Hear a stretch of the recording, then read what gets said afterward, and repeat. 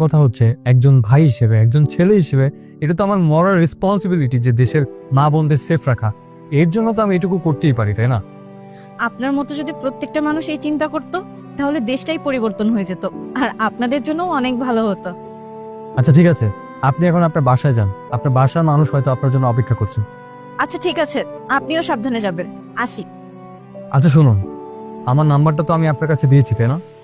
এখন থেকে আপনার যদি বের হতে লেট হয় বা অন্য যে কোনো ধরনের ঝামেলা হলে আপনি নির্দ্বিধায় আমার নাম্বার কল করবেন। আমি যদি পার্সোনালি আপনাকে সাহায্যের জন্য না আসতে পারি, তাহলে আমার থানার অন্য কোনো কনস্টেবলকে পাঠিয়ে দিব যাতে আপনি সাহায্য করতে পারে। কেমন?